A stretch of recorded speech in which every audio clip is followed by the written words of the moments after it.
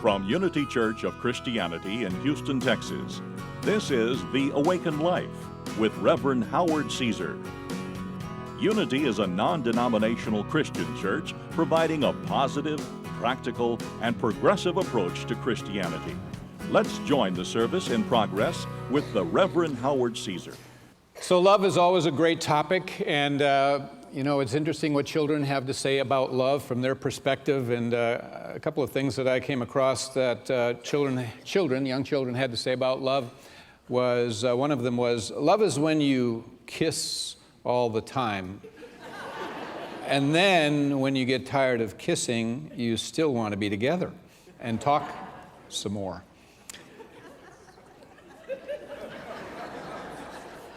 Love is what's in the room with you at Christmas. If you stop opening presents for a minute, just look around. I know my older sister loves me because she gives me all her old clothes and then has to go out and buy new ones. Most sisters would love their sister for that. Yeah. Love is when you tell a guy you like his shirt and then he wears it every day. When someone loves you, the way she says your name is different. You know that your name is safe in their mouth. And finally, love is when a girl puts on perfume and a boy puts on shaving cologne and they smell each other.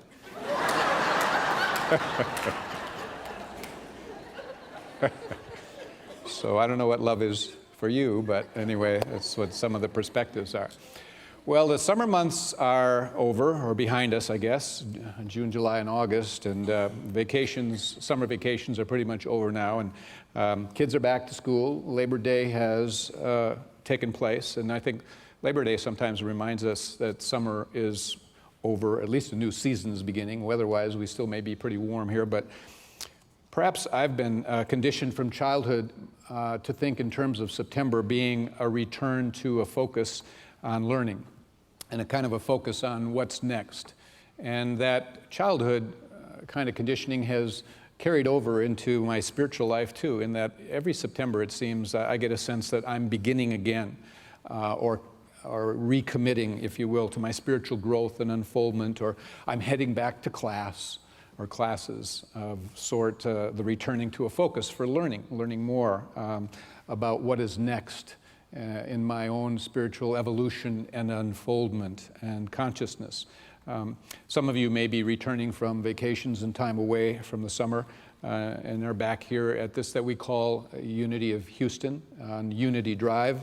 And whether you've been away physically or not, really, there's nothing more important, I think, than returning to unity, meaning the consciousness of unity. Not the building, not the church, but to return again and again to a consciousness of unity and oneness with God. That's what it's all about. What could be more important than really our unity with God? Think about that. The ultimate goal in life really is to be united with one's God.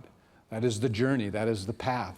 That is what we're seeking to build in one's consciousness and receive all the rewards and the benefits and the energies and the miracles of that relationship.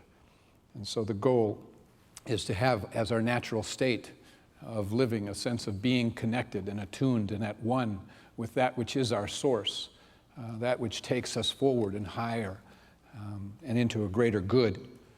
And so sometimes the word the word God for many a person is a concept that we hold in our mind, and people have different concepts therefore of God, and we conjure up different images of different sorts of things that have been seeded in us even from childhood. And the divine spirit, however, is not some abstract being that is living somewhere off above the earth, as we all have taught. But God is a divine presence, and that as a divine presence is revealing itself, himself, itself, again and again to us if we're open and receptive to experiencing it in. God is continually seeking to reveal him, her, itself to you every day, every day. And so everyone here believes in God, You wouldn't be here if you didn't. And so our what, our when, and our how around God can vary and create different experiences. Our what we believe about God can differ. And our when is the idea of when we believe God is really helping us. And the truth is God is helping us all the time. We may not realize it. And our how can be, how we gain a sense of closeness, how we access God, and how often. Those are kind of our what, when, and how.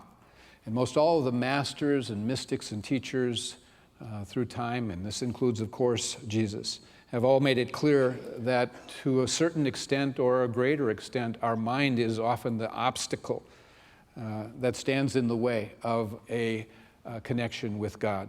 That our mind oftentimes keeps us in fear or has us disconnected if it's not directed, if we're really not channeling it correctly and being the master of the mind as opposed to the mind being master of us. And so it's been said again and again that a sense of separation is the cause of all suffering for humanity, and it is the cause of all unhappiness, essentially. And you either accept that or you don't. And if you do accept that, then you want to move in consciousness in some way toward eliminating a sense of separation and moving toward a cultivation of oneness and unity with God. That is the ultimate goal. And that's where all the benefits and the rewards and the happiness and the joy and the peace of mind, that's where it all originates and is found. And so many people live with a feeling of being separate, feeling alone, or feeling like they're different, or feeling like they're left out, or they're inadequate, or they're not okay, or they're unworthy, and they're separate somehow from experiencing a sense of peace and joy and love as it's meant to be experienced. We shut ourselves out oftentimes of the experience of oneness because we've given our mind away to concepts and labels and images and massive amounts of words and judgments and definitions and what have you. We get lost in all of that, and it takes us out of the experience.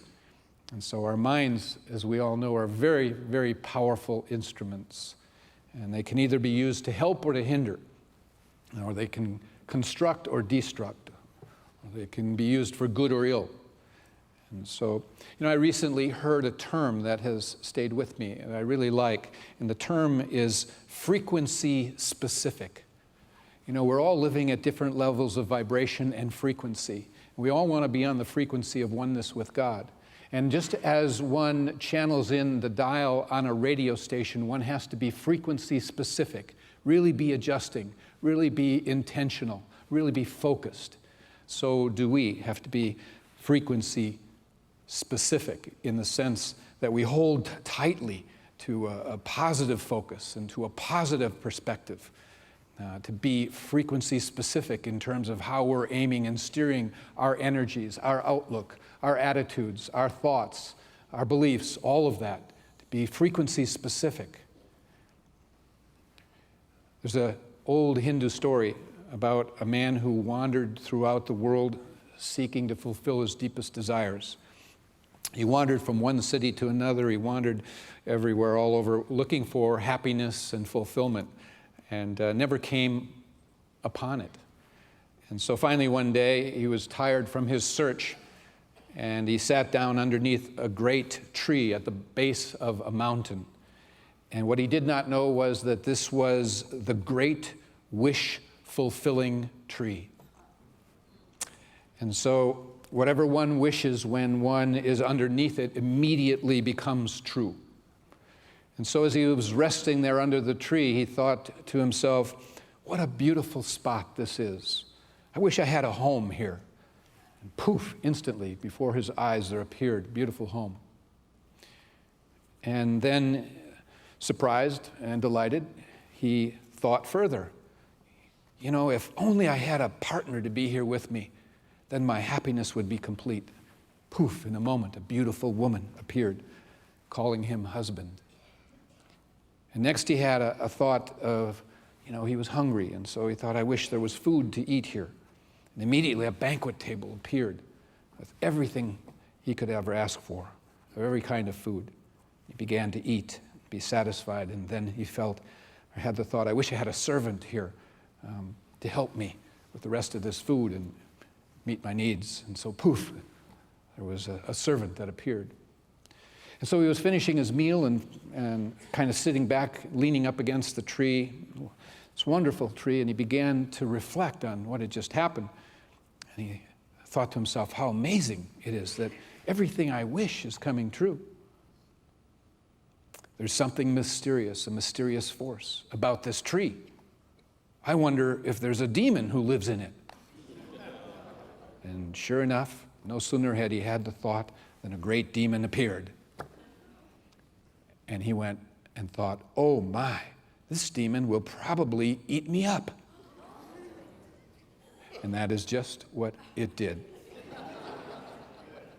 This is an old Hindu story, and this is how it ends. It's not a happy ending, I'm sorry.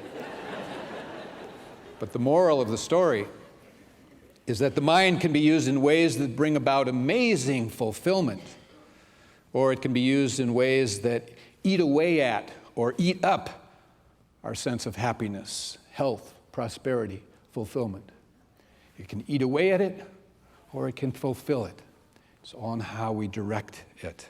Thought is creative and is frequency specific.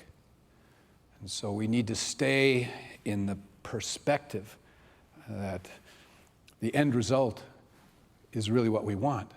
Stay, hold fast to the vision, the thought, the idea, the belief, the image of what it is that we really want as a result. To maintain a frequency specific is very important.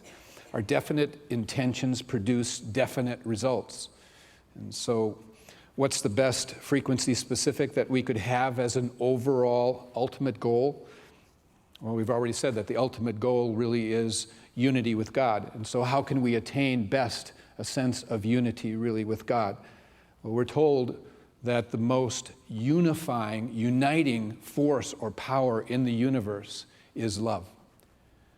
That love brings everything together in harmony and peace. It's the most unifying force, most powerful in the universe. If people could just love, everything would take care of itself in the world. If everybody just moved and flowed at that frequency specific.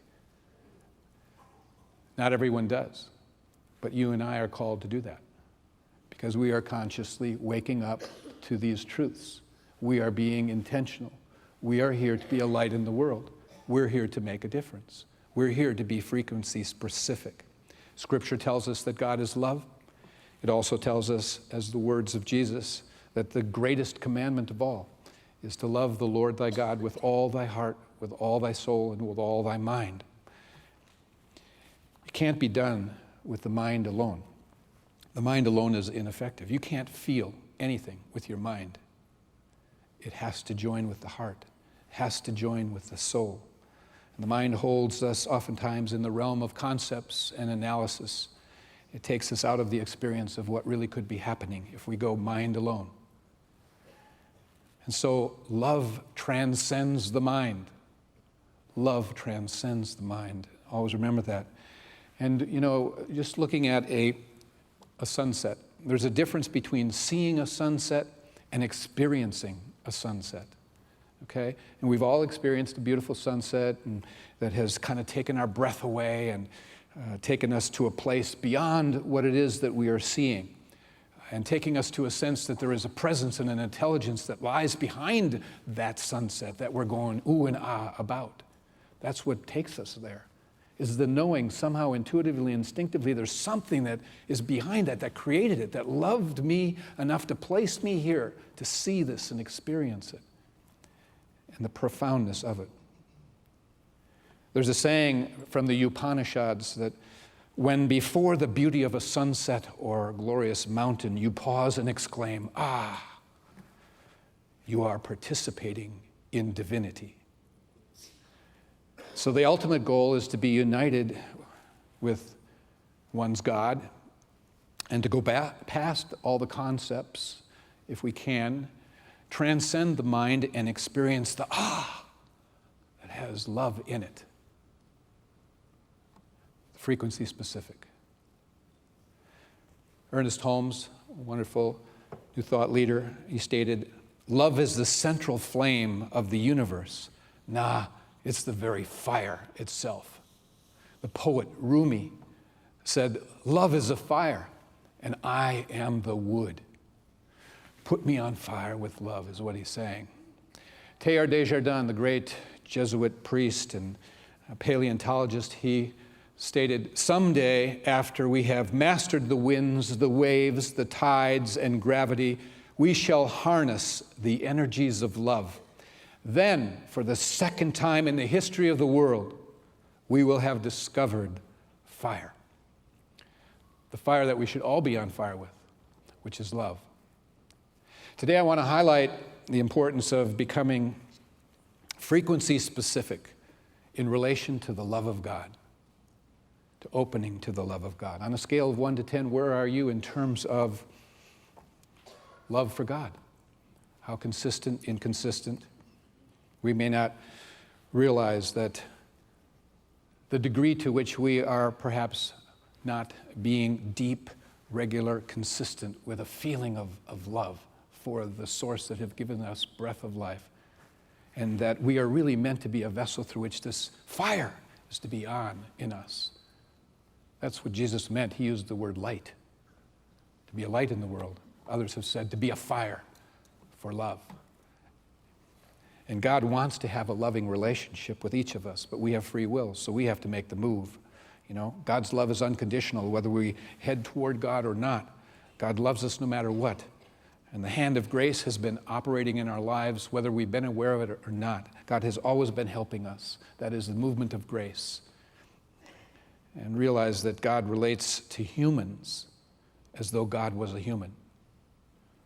He wants to communicate, wants a connection, wants you to talk, wants you to take on that nature, wants to be intimate. And just as it's natural for us to want to love more and to show more love to someone who is showing love towards us, in a sense, even though God's love is unconditional, it's as though the more we love God, the more we notice God's grace moving in our lives, things happening, coming together for good, strange coincidences. They appear, they happen out of that strong intention. It's a wonderful statement to take with you and affirm, actually. I've done it at various times, and in preparing for this lesson, I've done it. And that is simply to say, I love the Lord my God with all my heart, with all my soul, and with all my mind. And every time I say it, I can just feel the energies in me shift. It really is a transformation internally, where you feel a coming of something that's bigger moving through you. It's a great affirmation. I'm reminded of a true story that I've never forgotten. It was handed to me and given to me about 29 or 30 years ago. And it was told to me by a fellow named Dean Tucker. Dean Tucker used to come through, make the circuit around the country to New Thought churches, and he was a photographer, and he'd show slide shows put to music, and they would be so inspirational and uplifting, beautiful with the music and the slides. And he traveled around the world, met a lot of people, made a lot of connections. And when I got to know him, having been here 2 or 3 years in a row, and we were out to lunch one year, and he was here, and he shared with me a story about a guy that he had met in Chicago, Illinois, that he had gotten close to. And his name was Bill Warner. And Bill was 25 years old at the time, and he told this experience to Dean. And he said that he was at the mirror shaving one morning, and he just had this realization that he had everything he wanted, that he had 5 healthy children, he had a great wife, he had a nice home, he had a great job. He had everything he needed in the material world, and he had this sense of what else is there? And he's a religious man, and he read the Bible, and he turned to the Bible where it said, love your neighbor. And he said he felt that he did that. And he read where it said, love yourself, and he felt he did that. And then he read where it says, love God. And he thought he could do that more. And so it was that new dimension that he began to uncover within him was a deepening love of God. That was his intent.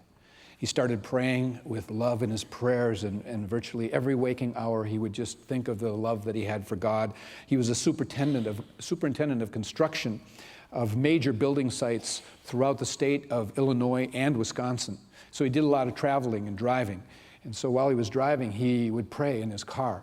And he would pray for all the people he would pass on the street and send them love. And he would pray for the hospitals when he passed by, all the people in them. And he'd pray for trees and flowers and everything. Just love was oozing from him intentionally, frequency specific.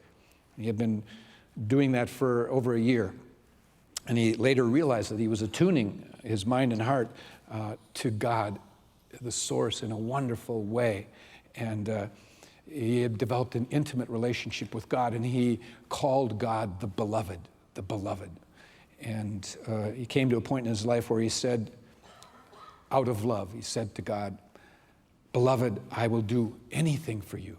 And he remembers saying that and making that commitment. And several months after he made that commitment, he had a unique experience. At 3 a.m. in the morning, the phone rang, and he thought it had to do with work somehow. He answered it. On the other end of the phone was the voice of a little boy. It wasn't anyone he knew, but the boy on the phone said, "Can you come and get me? I'm cold. I'm in a phone booth."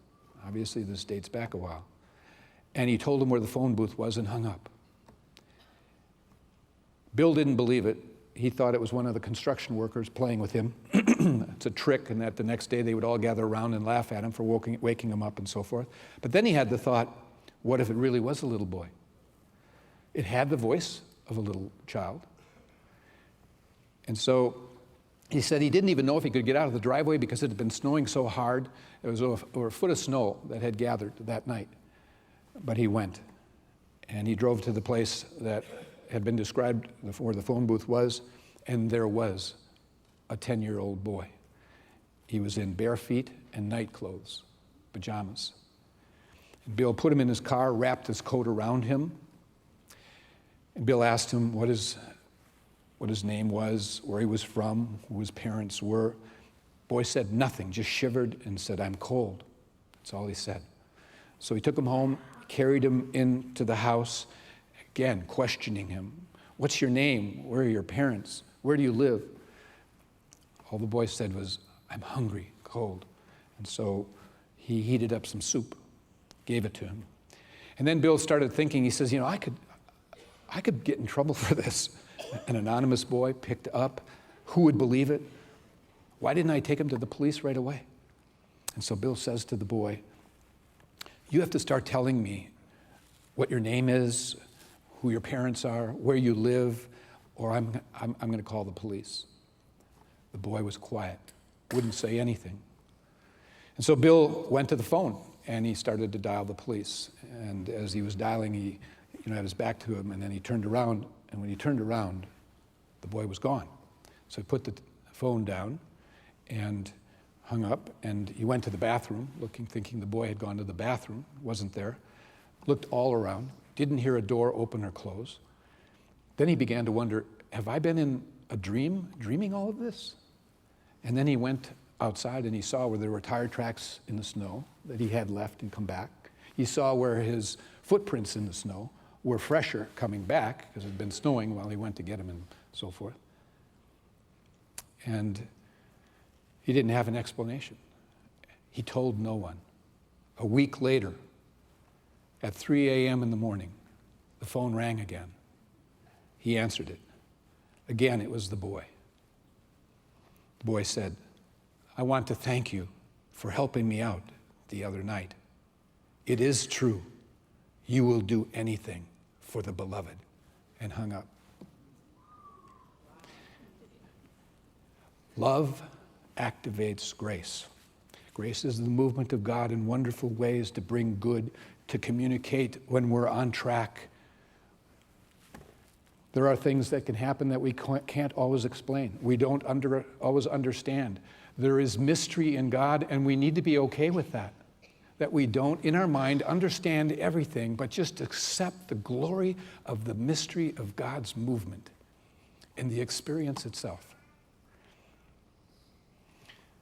Our definite intentions produce definite results. Our mission is to love. Whatever your condition is that you're facing, let love in. Let your mission transcend your condition, okay? Be frequency specific. The great commandment, love the Lord thy God with all thy heart, with all thy soul, and with all thy mind. Go ahead and make that an affirmation. Take that with you for a while. Experiment. See what happens for you. See if there's a shift. See if grace doesn't move in miraculous ways for you. You know, let it be our intention daily to declare our love, because love is who we are. God lives within us. Ezekiel said, "A new heart will I give you, and a new spirit will I put within you."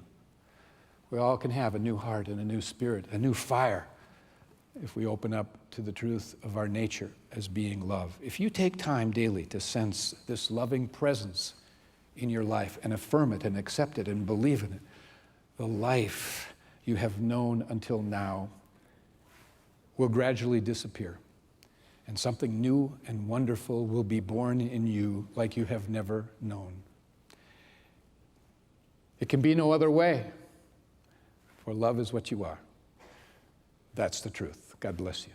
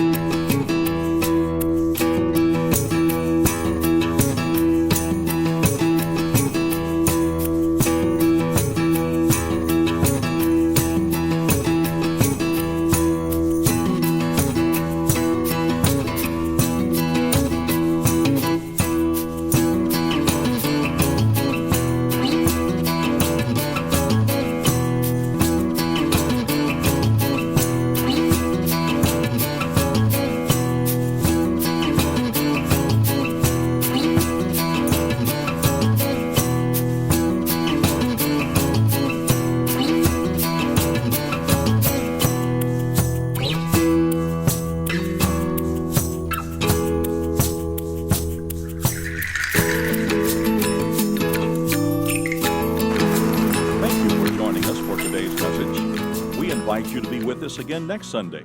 At Unity, we believe that God's presence of love and goodness is everywhere, and that life is meant to be good. You can find out more about Unity and our teachings at unityhouston.org. Are you currently church shopping, looking for that right church for you or your family? Perhaps you've been looking and been turned off by organized religion. It happens. Let me suggest you try Unity Church. We are a positive, practical, progressive approach to Christianity. Many who have found us have said, I didn't know there was a church that taught what I always believed. Let's be honest, people shop for clothes, good restaurants, and the right church that feeds them spiritually. If you're seeking a spiritual truth beyond tradition, try Unity Church. Come join us.